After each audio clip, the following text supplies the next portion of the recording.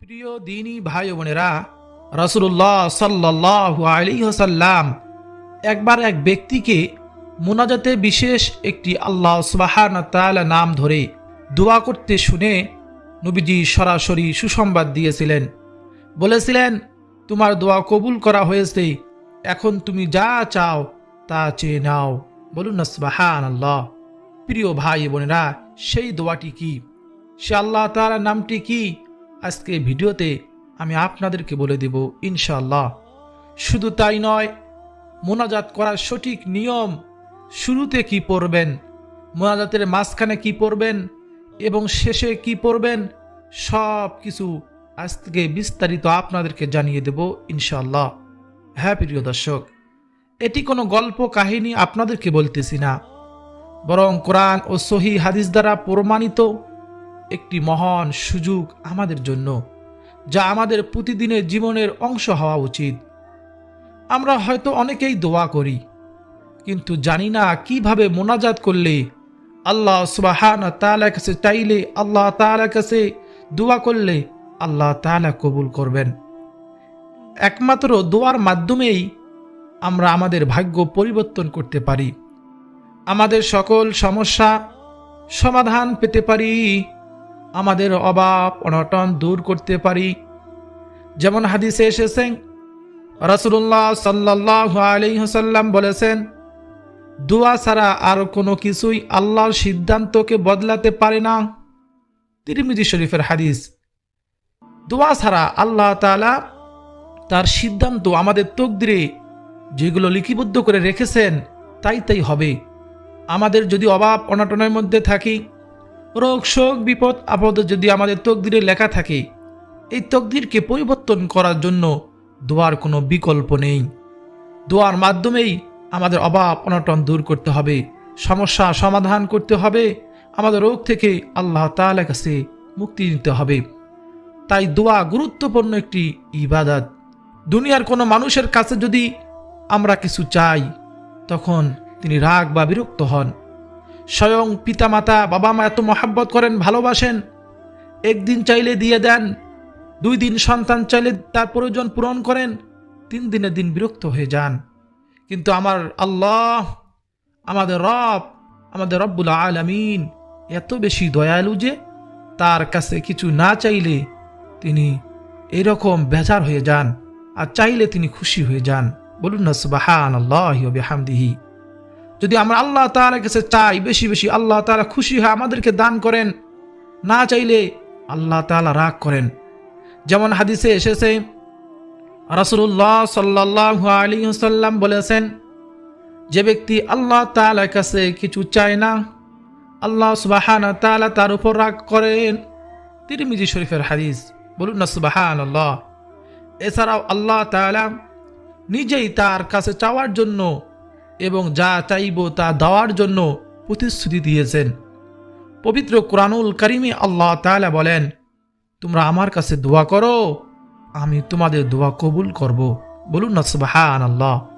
প্রিয় ভাই বোনেরা, ভিডিওটি সম্পূর্ণ না দেখে কোথাও যাবেন না, কারণ শেষ অংশ রয়েছে সেই বিশেষ দোয়াটি, যা নবীজি সাল্লাল্লাহু আলাইহি ওয়াসাল্লাম এক সাহাবীকে পড়ার জন্য বলছিলেন, যা আপনার মোনাজাত দোয়া কবুল হওয়াকে সহজ করে দিবে ইনশাআল্লাহ। প্রিয় ভাই বোনেরা, ভিডিওটি যদি আপনার কাছে ভালো লাগে, অবশ্যই এই ভিডিওতে একটি লাইক দিন এবং আপনার বন্ধু বান্ধব ও পরিবারের সাথে শেয়ার করে তাদেরকেও জান্নাতের এই পথে অংশীদার করুন। পাশাপাশি কমেন্ট বক্সের মধ্যে আলহামদুলিল্লাহ লেখার মাধ্যমে আপনার সম্মতি ও কৃতজ্ঞতা প্রকাশ করুন এবং নিয়মিত ইসলামিক ভিডিও পেতে শিকুন দোয়া চ্যানেলটি সাবস্ক্রাইব করুন। রাসূলুল্লাহ সাল্লাল্লাহু আলাইহি ওয়াসাল্লাম হাদিসের কিতাবের মধ্যে বলেন, আদ-দুআউ মুখলুল ইবাদা। দোয়াই হলো ইবাদতের মূল বা মগজ বলা হয়। তিরমিজি শরীফের হাদিস। দোয়া ছাড়া ইবাদত অসম্পূর্ণ। আল্লাহ সুবহানাহু ওয়া তাআলা নিজেই আমাদেরকে তার কাছে চাইতে বলেছেন। আল্লাহ তাআলা অন্য এক আয়াতে বলেন, ওয়াকালা রাব্বুকুম উদউনি আস্তাজিব লাকুম ইন্নাল্লাযীনা ইস্তাকবিরুনা আন ইবাদাতি সায়াদখুলুনা জাহান্নামা দাখিরিন। তোমাদের প্রতিপালক বলেন, তোমরা আমাকে ডাকো, আমি তোমাদের ডাকে সাড়া দেব। সুবহানাল্লাহ। যারা অহংকার বশত আমার ইবাদত থেকে মুখ ফিরিয়ে নেয়, তারা লাঞ্ছিত হয়ে জাহান্নামে প্রবেশ করবে। প্রিয় ভাই বোনেরা, লক্ষ্য করুন, এখানে আল্লাহ তাআলা দোয়া না করাকে অহংকারের সাথে তুলনা করেছেন। অর্থাৎ যে ব্যক্তি আল্লাহ তাআলার কাছে কিছু চায় না, সে যেন নিজেকে অভাব মুক্ত মনে করছে, যা এক প্রকার অহংকার। তাই প্রিয় ভাই বোনেরা, আমাদের বেশি বেশি দোয়া করা উচিত, আল্লাহ তাআলার কাছে চাওয়া উচিত। এই দোয়াটি আপনি প্রতিদিন পড়তে পারেন, বিশেষ করে নামাজের পরে বা যে কোনো মোনাজাতে। মনে রাখবেন, শুধু মুখস্থ করলেই হবে না, অন্তর থেকে বুঝে বিশ্বাস নিয়ে পড়তে যদি পারেন, দোয়ার মধ্যে আল্লাহ তাআলার এই বিশেষ নামটি পাঠ করলেই আপনার দোয়া কবুল হয়ে যাবে ইনশাআল্লাহ। এখন চলুন জেনে নেই মোনাজাত করার সঠিক নিয়ম। প্রত্যেকটি কাজের নিয়ম আছে। আমরা নামাজ আদায় করি নিয়ম অনুযায়ী, আমরা রোজা পালন করি, হজ করি, যে কোনো ইবাদত করি, প্রত্যেকটি ইবাদতে নিয়ম রয়েছে। তেমনিভাবে দোয়া করারও সঠিক নিয়ম আছে। আমরা হয়তোবা অনেকেই এই নিয়ম জানি না, এই জন্য আমাদের দোয়াগুলো আল্লাহ তাআলার কাছে গ্রহণযোগ্য হয় না। আল্লাহ তাআলার কাছে যে কোনো সময় মোনাজাত করা যায়, দোয়া করা যায়। আপনি চাইলে দিনে অথবা রাতে, দাঁড়ানো অবস্থায় অথবা শুয়ে বা বসে, উজু করে অথবা উজু ছাড়াও দোয়া করতে পারেন। এমনকি গোসল ফরজ এমন অবস্থায় বা নারীদের ঋতুস্রাব অবস্থায়, পিরিয়ডকালীন অবস্থায় দোয়া করতে পারবেন, কোনো সমস্যা নেই। দোয়া কবুলের বিশেষ কিছু সময় রয়েছে, যেসব সময় দোয়া করলে দোয়া অবশ্যই কবুল করা হয়। বলুন না সুবহানাল্লাহ। আজকে আমরা এই সময়গুলো জানব, এই সময়গুলোতে বেশি বেশি দোয়া করব, এবং তারপর মোনাজাতের মধ্যে যে বিশেষ দোয়াটি আমরা আল্লাহ তাআলা নামটি বলবো, তা আপনাদেরকে আমি জানিয়ে দেব। 1 নম্বরে, রাতের শেষ তৃতীয় অংশে দোয়া করলে সঙ্গে সঙ্গে দোয়া কবুল করা হয়। বলুন না সুবহানাল্লাহ। যেমন হাদিসের কিতাবে এসেছে, নবীজি সাল্লাল্লাহু আলাইহি ওয়াসাল্লাম বলেছেন, প্রত্যেক দিন রাতের শেষ তৃতীয় অংশে আমাদের রব, আমাদের আল্লাহ সবচেয়ে নিচের আসমানে নেমে আসেন এবং বলেন, কে আসো, আমাকে ডাকো, আমি তোমাদের ডাকে সাড়া দেব। কেউ আসো, আমার কাছে চাও, আমি তোমাদেরকে দান করব। কে আসো আমার কাছে ক্ষমা প্রার্থনাকারী, আমি তোমাকে ক্ষমা করে দিব। বলুন না সুবহানাল্লাহি ওয়া বিহামদিহি। মুসলিম শরীফের হাদিস। অন্য এক হাদিসে এসেছে, হযরত জাবের রাদিয়াল্লাহু তাআলা আনহু থেকে বর্ণিত, নবীজি সাল্লাল্লাহু আলাইহি ওয়াসাল্লাম বলেছেন, শেষ রাতের যে কোনো সময় যে কোনো মুসলিমের এমনটা হয় না যে সে পৃথিবীতে বা পরকালের জন্য আল্লাহ সুবহানাহু ওয়া তাআলার কাছে কিছু চাইল আর তাকে দেওয়া হলো না। আর এটা প্রতিটি রাতেই ঘটে। অর্থাৎ সে দুনিয়া চাক, আখিরাত চাক, তার দোয়া হলো না, এমনটা ঘটে না। সে অবশ্যই আল্লাহ তাআলা তার দোয়া কবুল করেন। বলুন না সুবহানাল্লাহি ওয়া বিহামদিহি। এই জন্য আমাদের শেষ রাতে তাহাজ্জুদের সময় তাহাজ্জুদের নামাজ পড়ে আল্লাহ তাআলার কাছে দোয়া যদি করতে পারি, আমাদের দোয়া সঙ্গে সঙ্গে আল্লাহ তাআলা কবুল করবেন। এই সময়টি আল্লাহ তাআলা নিজেই আমাদেরকে ডাকতে থাকেন, বলতে থাকেন, কে আসো আমার কাছে চাও, বলো, আমি তোমাদের দোয়াগুলো কবুল করব। আল্লাহ তাআলা যেন আমাদের সকলকে এই তাহাজ্জুদের সময় বেশি বেশি আল্লাহ তাআলার ইবাদত এবং দোয়া করার তৌফিক দান করেন। সকলে বলি আমিন। দ্বিতীয় নম্বর সময়টি হলো শুক্রবার, জুমার দিনের দোয়া। রাসূলুল্লাহ সাল্লাল্লাহু আলাইহি ওয়াসাল্লাম বলেছেন, জুমার দিনে এমন একটি সময় আছে যে সময়টা কোনো মুমিন নামাজ পড়া অবস্থায় পায় কিংবা আল্লাহ তাআলার কাছে কোনো কিছু প্রার্থনা করে, ওই সময়ে আল্লাহ তাআলা অবশ্যই সে চাহিদা পূরণ করেন, তার দোয়া কবুল করেন। এবং তিনি তার হাত দিয়ে ইশারা করে সেই সময়ের ইঙ্গিত দিয়েছিলেন নবীজি সাল্লাল্লাহু আলাইহি ওয়াসাল্লাম। সহিহ বুখারী শরীফে হাদিসটি এসেছে। আসর হতে মাগরিবের আগ পর্যন্ত, মাগরিব পর্যন্ত শুক্রবার, জুমার দিন, এই সময় দোয়া কবুলের সময়। মুসলিম শরীফের বর্ণনায় পাওয়া যায়, জুমার দিন দোয়া কবুলের চূড়ান্ত সময় হলো ইমামের মিম্বারে বসা হতে নামাজ শেষ হওয়া পর্যন্ত শুক্রবারের নামাজ। এই জন্য আমরা জুমার দিন দোয়া কবুলের চূড়ান্ত সময় ইমামের মিম্বারে বসা হতে নামাজ শেষ হওয়া পর্যন্ত মনে মনে দোয়া করব, এবং আসর থেকে আমরা মাগরিব পর্যন্ত শুক্রবার এই টাইমে দোয়া করব। যদি এভাবে দোয়া করতে পারি, ইনশাআল্লাহ আমার আপনার দোয়া সঙ্গে সঙ্গে কবুল হয়ে যাবে ইনশাআল্লাহ। 3 নম্বর হলো আজান ও ইকামতের মধ্যবর্তী সময়ে দোয়া করা। রাসূলুল্লাহ সাল্লাল্লাহু আলাইহি সাল্লাম বলেছেন, আজান ও ইকামতের মধ্যবর্তী সময়ের দোয়া ফিরিয়ে দেওয়া হয় না। আবু দাউদ শরীফের হাদিস। আল্লাহ কখনো ফিরিয়ে দেন না। আজান ও ইকামতের মধ্যবর্তী সময়ে যদি আমরা দোয়া করতে পারি, আল্লাহ সুবহানাহু ওয়া তাআলার কাছে চাইতে পারি, এই সঠিক সময়গুলো আমি হাদিস থেকে বলতেছি, যদি এই টাইমে দোয়া করতে পারেন নিশ্চিত আপনার দোয়া কবুল হবে, আপনার চাওয়া পাওয়া পূরণ হবে, যা চাইবেন আল্লাহ তাআলার কাছে আল্লাহ তাআলা তাই দান করবেন। 4 নম্বর হলো সিজদার মাঝের দোয়া। নবীজি বলেছেন, যে সময়টাতে বান্দা আল্লাহর সবচেয়ে কাছে চলে যায় তা হলো সিজদার সময়। সুতরাং তোমরা যখন আল্লাহর কাছে বেশি বেশি চাও, এই সিজদার সময় আমরা অনেকেই দোয়া করতে হয়, দোয়া করা যায় আমরা জানি না। সিজদায় আমরা নফল নামাজে আমরা যদি 3 বার তাসবিহ সুবহান রাব্বিয়াল আ'লা পাঠ করে তারপর আল্লাহ তাআলার কাছে দোয়া করি, এই টাইমে বান্দা আমরা আল্লাহ সবচেয়ে কাছে চলে যাই। এই টাইমে আল্লাহ তাআলার কাছে আমরা বেশি বেশি দোয়া করব। দোয়া করতে পারলেই আমাদের দোয়া আল্লাহ তাআলা কবুল করবেন ইনশাআল্লাহ। 5 নম্বর হলো রোজাদার ব্যক্তির ইফতারির সময়ের দোয়া।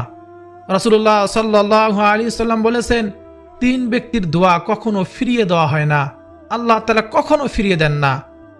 যখন রোজাদার ব্যক্তি ইফতার করে তখন দোয়া করলে আল্লাহ তাআলা ফিরিয়ে দেন না। ন্যায়পরায়ণ বা শাসক নির্যাতিত ব্যক্তির দোয়া আল্লাহ তাআলা ফিরিয়ে দেয় না। তিরমিজি শরীফের হাদিস। 6 নম্বরে কদরের রাতের দোয়া। শবে কদরের রাতের দোয়া। নবীজি বলেছেন, যে ব্যক্তি ঈমানের সঙ্গে সওয়াব লাভের আশায় লাইলাতুল কদর রাত জেগে দাঁড়িয়ে নামাজ আদায় করে, তার আগের জীবনের সব গুনাহ ক্ষমা করে দেওয়া হয়।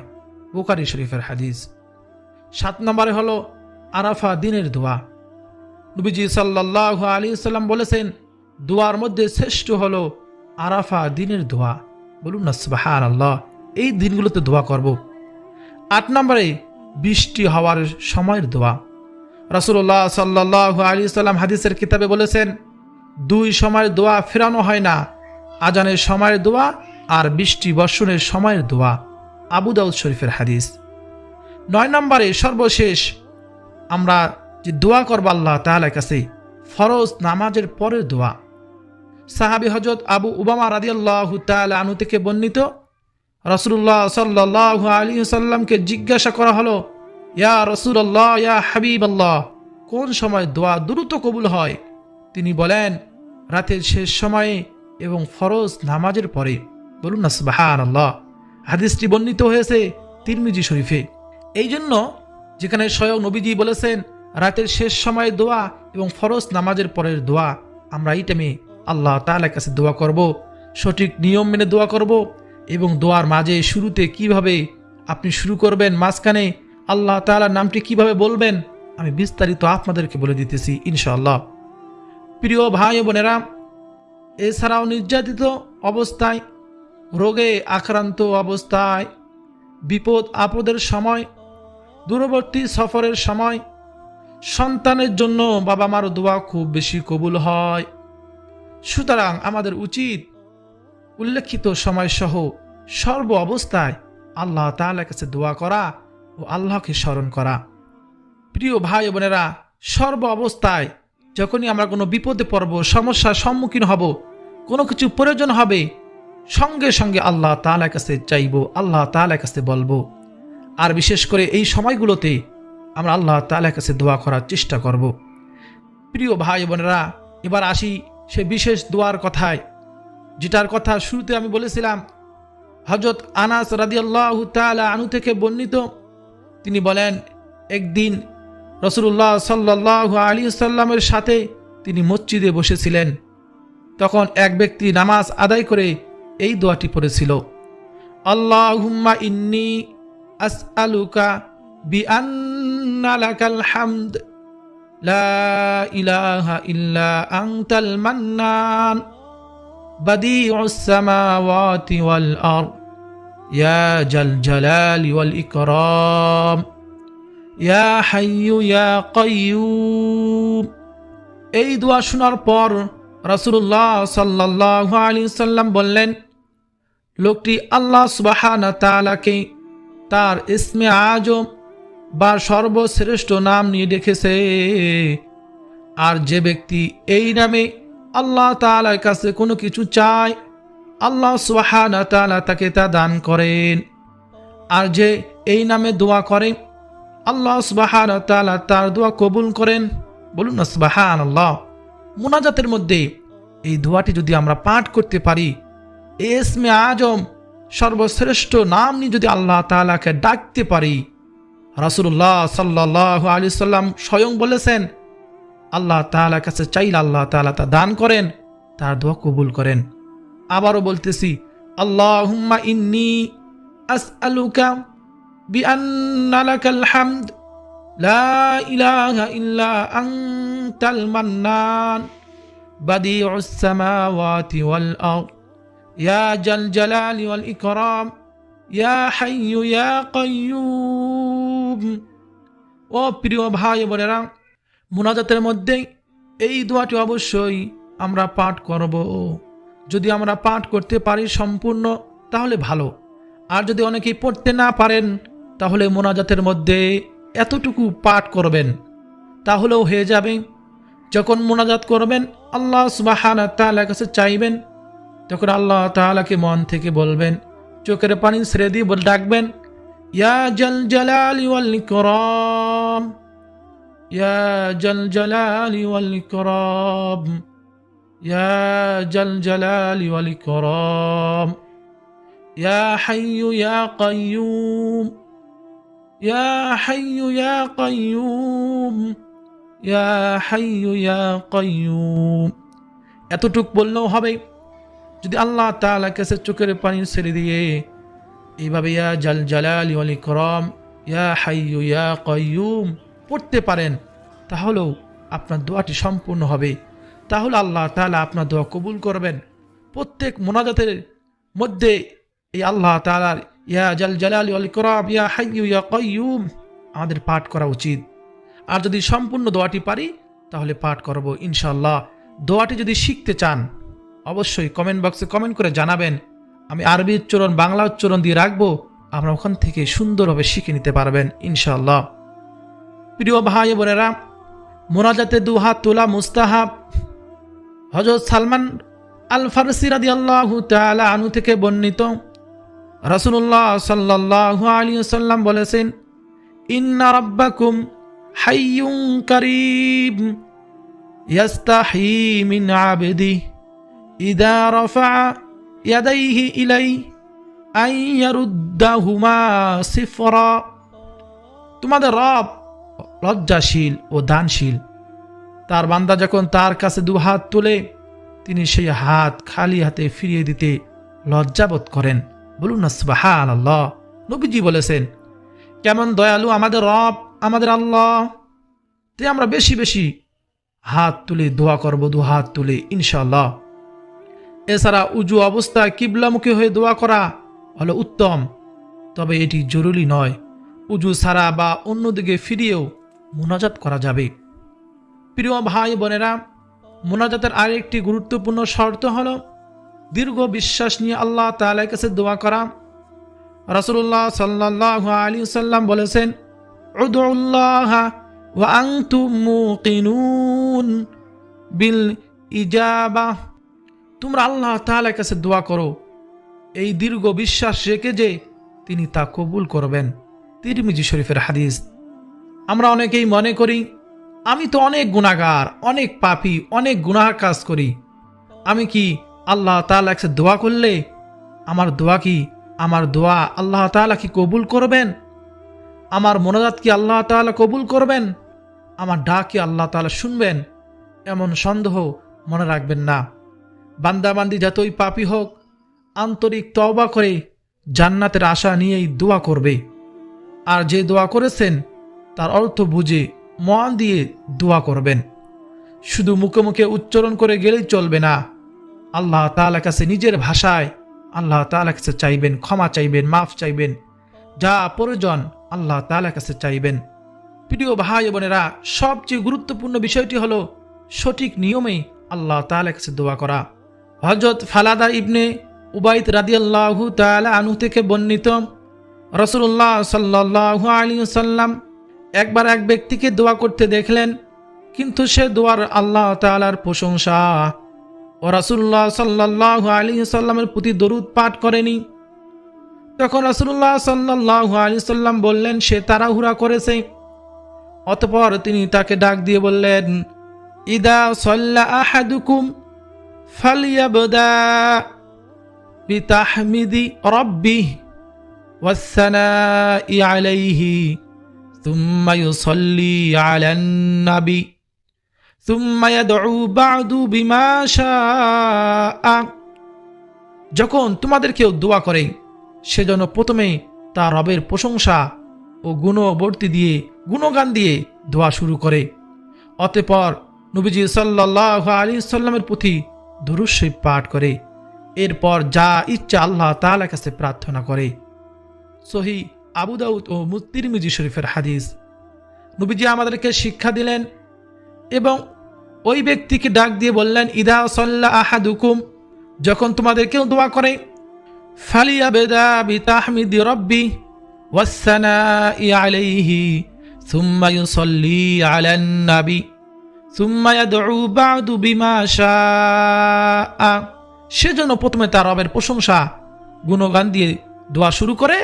অতঃপর নবীজির প্রতি দরুদ পাঠ করে যদি দোয়া করে, তারপর যা ইচ্ছা মনে চায় আল্লাহ তাআলার কাছে দোয়া করলে আল্লাহ তাআলা দোয়া কবুল করেন। এটাই হলো দোয়া করার আদব, এটাই হলো দোয়া করার নিয়ম, যা রাসূলুল্লাহ সাল্লাল্লাহু আলাইহি ওয়াসাল্লাম আমাদেরকে শিক্ষা দিয়েছেন।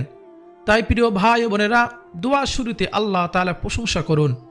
এভাবে বলতে পারেন, আলহামদুলিল্লাহি রাব্বিল আলামিন, সমস্ত প্রশংসা আল্লাহর জন্য, যিনি জগৎ সমূহের প্রতিপালক। এরপর দোয়া শুরু করার আগে দরুদ শরীফ পড়ুন। সবচেয়ে ভালো হয় দরুদ ইব্রাহিম আপনি পাঠ করবেন, যা আমরা নামাজে পড়ি। এরপর আল্লাহ তাআলার কাছে নিজে চাওয়ার জন্য দুহাত তুলুন আর মোনাজাতের শেষেও আবার দরুদ শরীফ পাঠ করে শেষ করুন। আমরা দোয়া করার সঠিক নিয়ম আমরা জানলাম। আল্লাহ তাআলার আগে প্রশংসা করব, তারপর দরুদ শরীফ পাঠ করে আল্লাহ তাআলার কাছে দুহাত তুলে দোয়া করব। আমরা নামাজে যে দরুদটি পড়ে থাকি সে দরুদটি পাঠ করব, আল্লাহুম্মা সাল্লি আলা মুহাম্মাদিন ওয়া আলা আলি মুহাম্মাদ। এই দরুদটি আমরা পাঠ করব। না পারলে সব থেকে ছোট দরুদ সাল্লাল্লাহু আলাইহি সাল্লাম পাঠ করব। ও প্রিয় ভাই বোনেরা, মুনাজাতে দুনিয়া ও আখিরাত দুটার জন্যই দোয়া করা যায়। আল্লাহ সুবহানাহু ওয়া তাআলা আমাদেরকে পবিত্র কুরআনুল কারীমের মধ্যে শিখিয়েছেন, রব্বানা আতিনা ফিদ দুনিয়া হাসানাহ ওয়া ফিল আখিরাতি হাসানাহ ওয়া কিনা আযাবান নার। রব্বানা আতিনা ফিদ দুনিয়া হাসানাহ, হে আমাদের রব, আমাদের দুনিয়ায় কল্যাণ দান করুন। ওয়া ফিল আখিরাতি হাসানাহ, আখিরাতেও কল্যাণ দাও। ওয়া কিনা আযাবান নার, আর আমাদেরকে জাহান্নামের আগুন থেকে রক্ষা করো। আল্লাহ তাআলা এই দোয়া আমাদেরকে শিক্ষা দিয়েছেন, মুনাজাতের মধ্যে বেশি বেশি পাঠ করব। এছাড়াও পিতামাতার জন্য দোয়া করা নির্দেশ দিয়ে আল্লাহ তাআলা বলেন, রব্বিরহামহুমা কামা রব্বায়ানি সগীরা, হে আমাদের রব, তাদের প্রতি দয়া করো যেমন তারা আমাকে ছোটবেলায় লালন পালন করেছিলেন। নিজের জন্য, পরিবারের জন্য, বাবা মার জন্য, সকল মুসলিম ভাই বোনদের জন্য, পুরো দেশের জন্য, সবার জন্য দোয়া করবেন। প্রিয় ভাই বোনেরা, দোয়া করার পর দোয়া করার মধ্যে তাড়াহুড়া করবেন না কখনোই। নবীজি সাল্লাল্লাহু আলাইহি সাল্লাম বলেছেন, তোমাদের প্রত্যেক দোয়া কবুল করা হয় যতক্ষণ না সে তাড়াহুড়া করে বলে, আমি তো দোয়া করেছি কিন্তু আমার দোয়া কবুল হয়নি। এটা কখনোই মনে করবেন না। প্রিয় ভাই বোনেরা, হতাশ হবেন না, আল্লাহ রাব্বুল আলামিন অত্যন্ত দয়ালু। তিনি কাউকে খালি হাতে ফিরিয়ে দেন না। কখনো তিনি সরাসরি চাওয়া জিনিস দেন, আবার কখনো তার বদলে বিপদ থেকে রক্ষা করেন, আবার কখনো আখিরাতের জন্য তা জমা রাখেন। তাই ধৈর্য ধরে বিশ্বাস নিয়ে দোয়া চালিয়ে যান। দোয়া কখনোই বিফলে যায় না। আল্লাহ সুবহানাহু ওয়া তাআলা আমাদের সকলকে সঠিকভাবে মুনাজাত আল্লাহ তাআলার কাছে চাওয়ার তৌফিক দান করুন। আর সুযোগ পেলে এই ইসমে আজমে যে আল্লাহ তাআলার নামটি রয়েছে, ইয়া জাল জালালি ওয়াল ইকরাম, আজকে যেমন শিখলাম ইয়া হাইয়ু ইয়া কাইয়ুম, এই গুরুত্বপূর্ণ ফজিলতপূর্ণ নামটি আল্লাহ তাআলার মুনাজাতের মধ্যে আপনি পাঠ করবেন। যদি পাঠ করতে পারেন, চাইতে পারেন, আল্লাহ তাআলা বলেছেন বান্দা চোখের পানি নাকের ডগায় আসার আগেই আল্লাহ তাআলা আমাদের গুনাহগুলো মাফ করে দিবেন, আমাদের চাওয়া পাওয়াগুলো পূরণ করে দিবেন।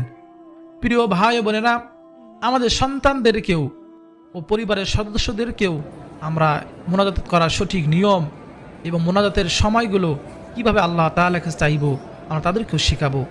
কারণ এটি তাদের জন্য দুনিয়া ও আখিরাত উভয় জীবনে কল্যাণকর হবে। কারণ মৃত্যু যে কোনো সময় আসতে পারে।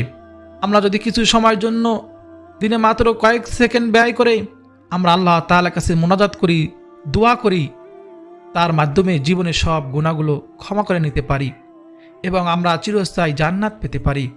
আল্লাহ তাআলা আমাদের সকলকে এই দোয়াগুলো নিয়মিত পড়ার আমল করার তৌফিক দান করুন এবং আমাদের মৃত্যুর সময় আমাদের শেষ কথা যেন লা ইলাহা ইল্লাল্লাহ হয়, তা রাখার সৌভাগ্য দান করুন। আমাদের শেষ নিঃশ্বাস যেন হয় ঈমানের উপর, আমাদের মৃত্যু যেন হয় জান্নাতের পথে।